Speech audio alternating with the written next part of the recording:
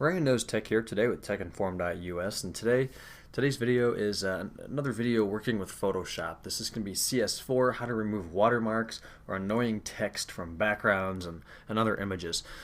This background I think I used in yesterday's video, and somebody commented that in the bottom right there, if you can see where my mouse is in the bottom right hand corner of the screen, there's a little blurk.net, or wherever this wallpaper came from, had that text on it. That's pretty annoying to see down there. It looks like you just found it on Google 30 seconds ago and set it as your wallpaper. So if you've got Photoshop, you can even do this in really basic programs like Paint or any photo editing software. You can come in here and remove that. So there's actually a really easy way to do it that works about 75% of the time with Photoshop. Sometimes it doesn't, so we're going to try it a few different ways. The first way, you always want to zoom in on it so you can see the pixels around it, see just an up-close, better image about it. There it is. Go over to the left in Photoshop and select a tool that looks like a band-aid, and it's called the Spot Healing Brush tool. Very easy. I set mine for about 36 pixels hard.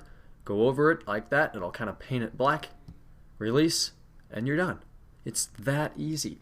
You simply paint over what you don't want. Photoshop realizes it, looks at what's around it, and pretty much blends it all together. So now if we zoom back out, can't even tell. I mean, if you come in a long way, you come in very far, you can tell that it's not quite as sharp as the lines of the stuff around it. But again, you zoom out to 100%, it looks fine. Then you can just save as. We'll go ahead and save it to the desktop. We'll call it car 158 or 1852. We'll save it. Here it is on the desktop. Set as desktop background. And as soon as OS X realizes I want to do that, that's a big fault. There it is, gone. Perfect. So that's not always going to work, and I don't happen to have another image that I already haven't done this to. So we're just going to come back to Photoshop and do it a different way. So if that doesn't work, a lot of times, like if I wanted to get rid of the Mercedes emblem back here, I'll paint over it, and it'll kind of work, but it isn't really very good. Like that isn't actually too bad. But if I wanted to get rid of the AMG here on the car, I mean, it totally just brought down those lines from here. Really bad job. So if something like that were to happen, you've got another tool. This is called, I believe, the rubber stamper, something like that. Clone stamp tool. You can bring that over here, and what that allows you to do is, we'll do a little demo up here at the Mercedes emblem again.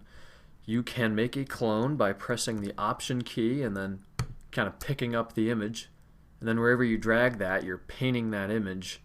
For example, it's really just a shift along either the X or Y plane.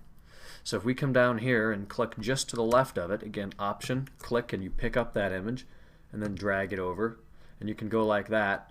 And it's not going to be perfect. We're just going to do this really quickly. We could obviously take more samples for a better image, but we've covered it up, and that really would probably be sufficient. You really can't tell unless you're looking right at it, but you can always do better. So then come back over here to the tools and open up your blur tool. It may be under your smudge or your sharpen tool, so make sure you find those.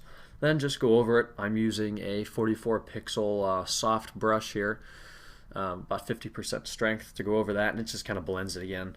Again, you're going to see it's not quite as crisp as the stuff around it. Not saying it's crisp, but it's a little more soft. But you know, that did an okay job too. So there's two really basic ways to eliminate text and stuff like that. Really, it all depends on the image. This is the only image I could find that work needed to be done with. So, you know, pretty simple. Any version of Photoshop should be able to do that. You have any questions, comments, PM me here on YouTube. Leave a comment below. Check out our website, techinform.us. For more information, my Twitter is twitter.com/JamesRSchultz. Be sure to subscribe to the channel if you haven't. I really appreciate it. Add me as a friend. Again, leave a comment, like the video. And then next Tuesday night, we host our live web shows. We do every Tuesday night between 8 and 9 p.m. Eastern Time on ustream.tv/user/techinformus. So I'll see you guys there or in tomorrow's, finally Friday's video. Bye-bye.